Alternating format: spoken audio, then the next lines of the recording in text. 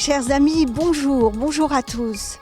Comme vous le savez, l'église Saint-Martin a été réouverte depuis Pâques cette année, après 2 ans de travaux. Elle a été revue de fond en comble, du sol au plafond. Et aujourd'hui, c'est l'accrochage, la dernière étape, l'accrochage du chemin de croix d'Anselme de Varennes.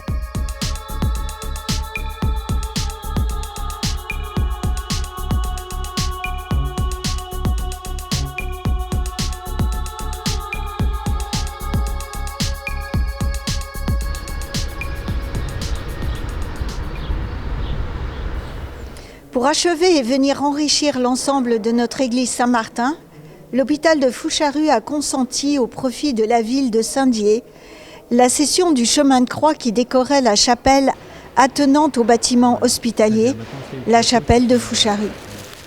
Ce sont les services techniques de la ville qui ont méticuleusement décroché les 14 stations du chemin de croix.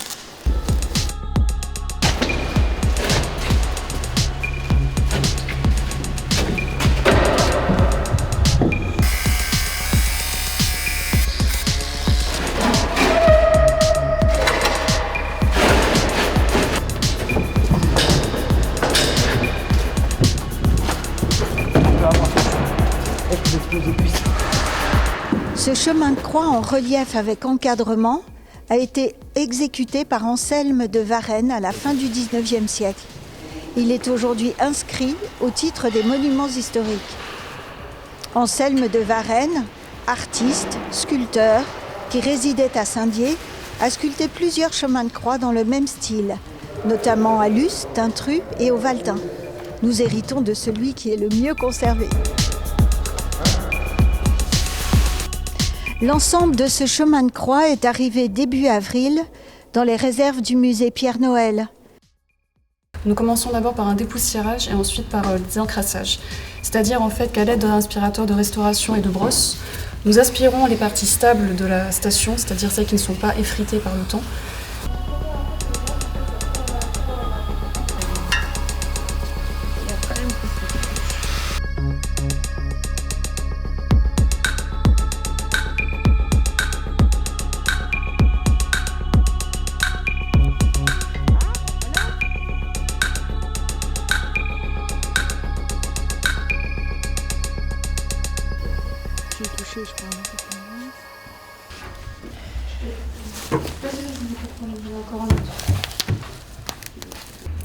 Donc, juste avant la restauration, Karine, notre collègue du musée, a effectué des photographies à la chapelle pour que nous puissions ensuite, après la restauration, les remettre exactement comme elles étaient en scène. Donc ensuite, après qu'on ait effectué le dépoussiérage ici, tous les éléments en céramique, les figurines que vous voyez ici, viendront se remettre sur scène, ainsi. Alors là, je suis en train de préparer le collage des éléments qui étaient séparés et que l'on a pu replacer. Par exemple, ici, un bras. C'est vraiment un très beau travail, très intéressant. On voit les personnages sont dans des positions dynamiques. On a vraiment des scènes qui sont très intéressantes, vraiment très intéressantes. On sait à quelle époque il a été sculpté ce chemin de croix, puisque certaines des stations sont signées et datées. Donc on a vu que ça s'échelonnait sur plusieurs années, mais on a des stations datées de 1887 par exemple, jusqu'au début des années 1890.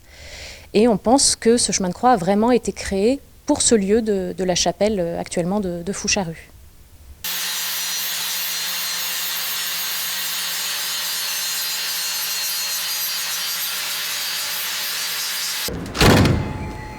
Pour chacune des stations, il a été fabriqué par les services de la ville un support en métal.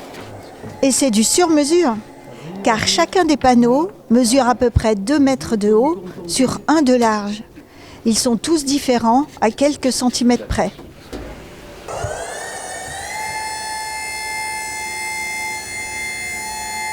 Chacun des panneaux est accroché l'un après l'autre sur les piliers de la nef de l'église.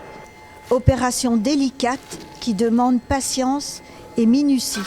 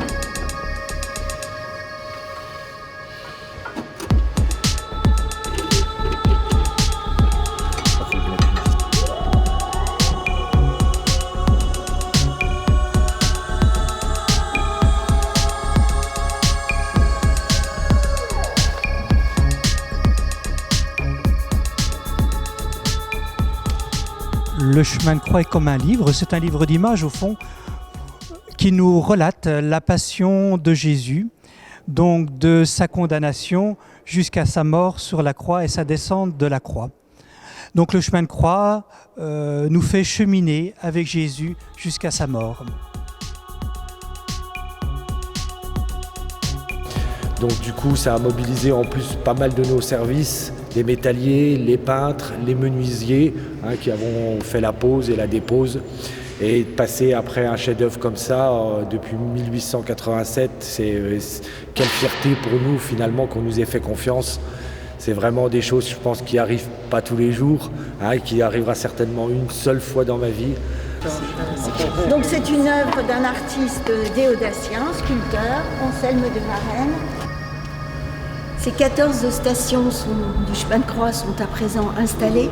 Elles viennent enrichir le patrimoine culturel déodacien. Vous pourrez venir les admirer quand il vous plaira.